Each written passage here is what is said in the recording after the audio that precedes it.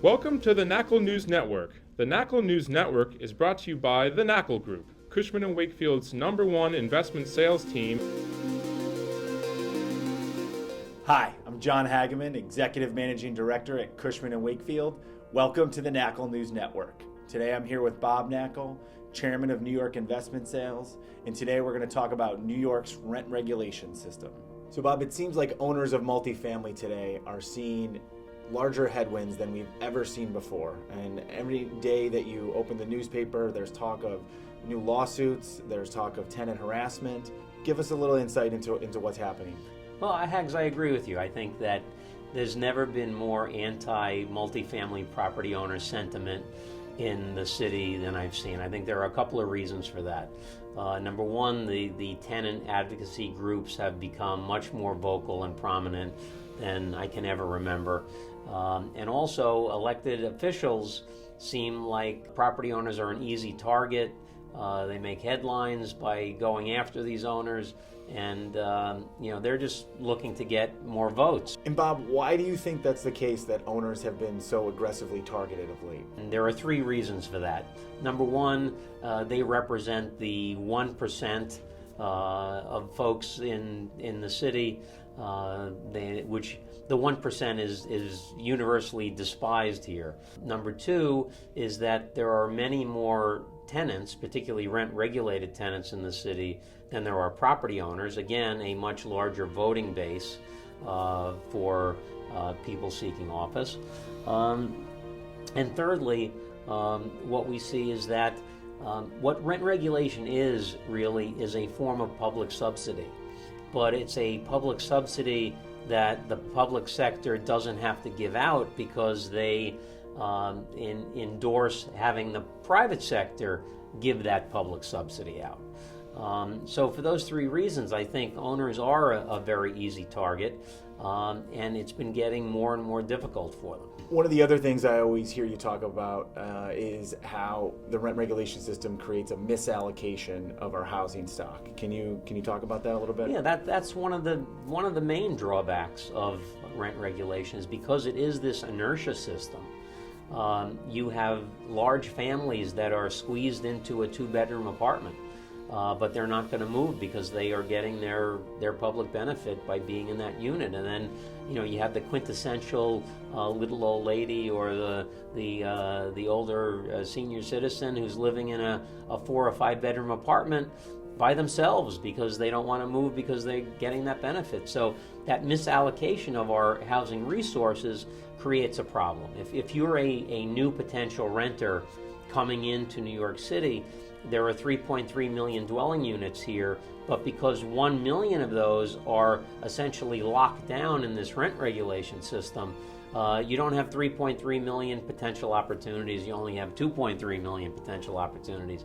So that is one of the things that constrains the supply of available units and also exerts upward pressure on the free market rents that people are paying around the city. One of the things we keep hearing about is specifically harassment of the tenants in these rent-regulated buildings. Can you talk about some of these headlines that we've seen? Yeah, well, that also is kind of like a lightning rod for advocates and for politicians, is to look at the evil property owners who are harassing tenants.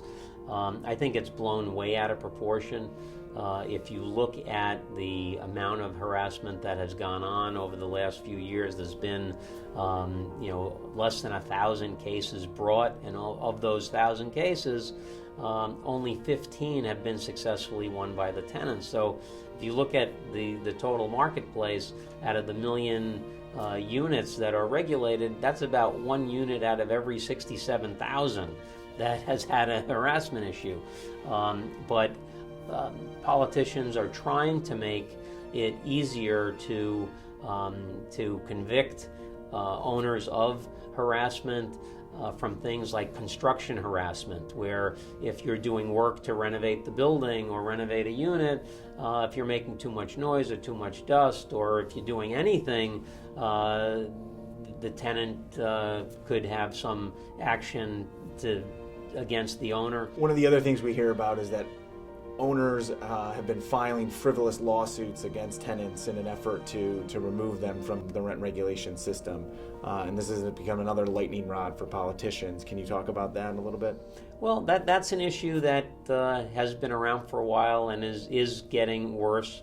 And owners really don't have any option. I've never heard a client say that a tenant came into the management office and said, oh, by the way, my rent-regulated apartment is not my primary residence, so here are my keys.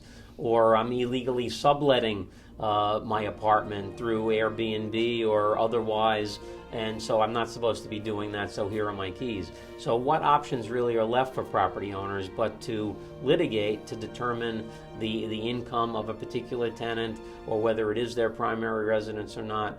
So that's something that I think could easily be addressed, but yet nobody's taking the steps to try to address those things. So with that being said, what are some of your suggestions to improving the system and making it better?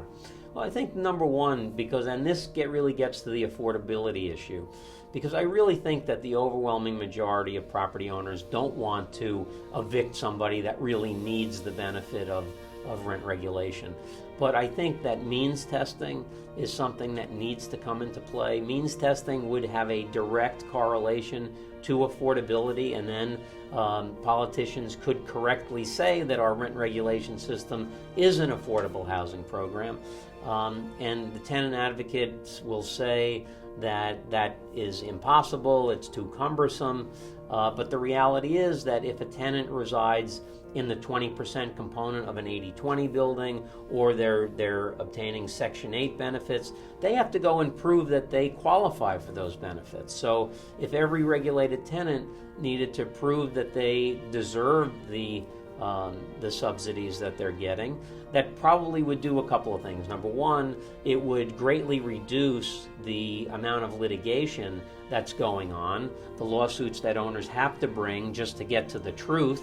Not that they're trying to harass the tenant, they want the truth.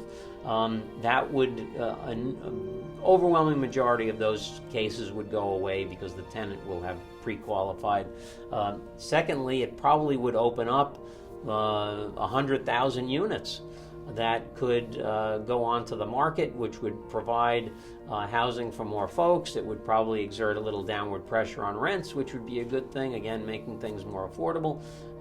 And that's just a common sense approach to it, and making what is deemed supposed to be an affordable housing program really an affordable housing program.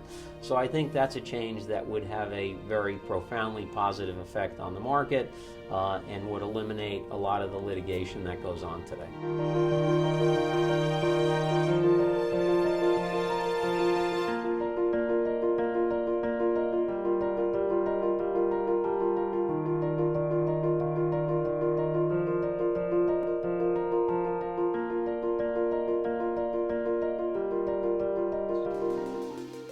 Thank you for joining us today. Tune in next week for another episode of the Knakal News Network.